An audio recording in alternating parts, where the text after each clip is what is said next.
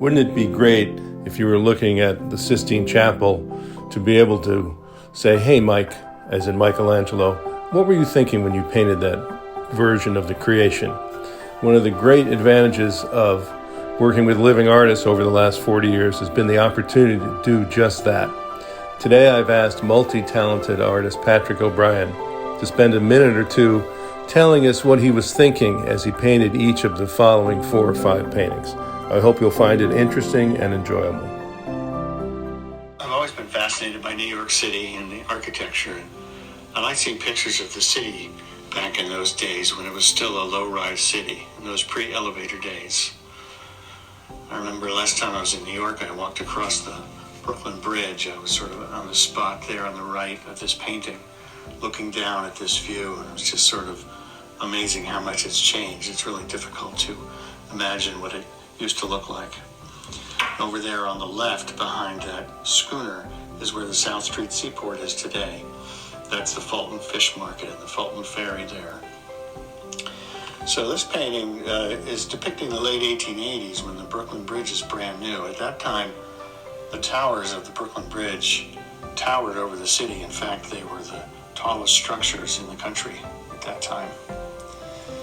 So this is an interesting time period, I think, because of the interesting variety of craft on the water and a period when sail was gradually being replaced by steam.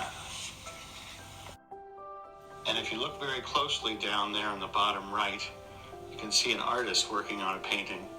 I guess that's my little self-portrait of what I might have been doing had I been in that spot in the late 1880s.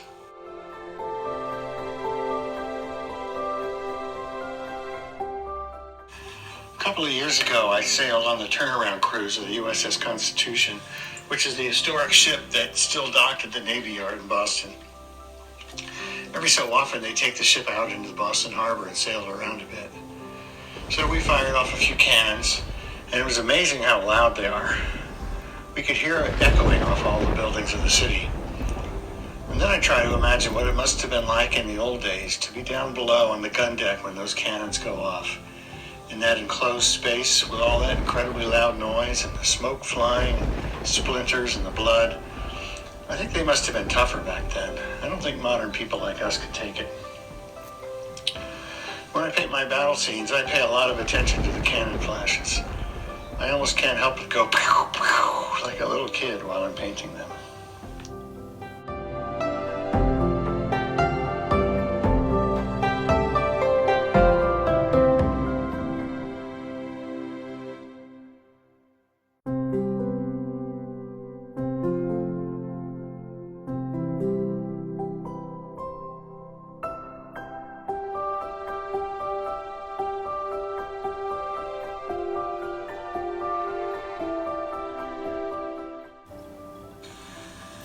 When I was a kid, my favorite books were things like Treasure Island and Mutiny on the Bounty. And then later, I discovered the book that started it all. This old book from the 1700s called A General History of the Robberies and Murders of the Most Notorious Pirates. That's where the world first heard of a lot of the pirate cliches like peg legs and buried treasure. And also about people like Blackbeard and Captain Kidd and Black Bart Roberts. So here's my view of the pirate Black Bart Roberts attacking a British merchantman. Black Bart had a series of different ships because he traded up each time he captured a newer and better ship. I wanted to show this large one with its big elaborate stern. And in the book, the word pirates is spelled with a Y after the P instead of with an I. So I borrowed that old-fashioned spelling for the title of the painting.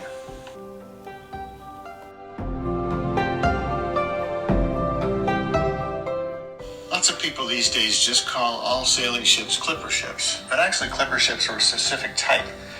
They were the long-haul truckers of the day, but they were mixed with a racing car. Clipper ships were built for speed. They were the sort of ultimate development of sailing ships before steamships finally took over from sail. But really no steamship, or any modern ship for that matter, could ever match the glory and the grandeur of a sailing ship at sea.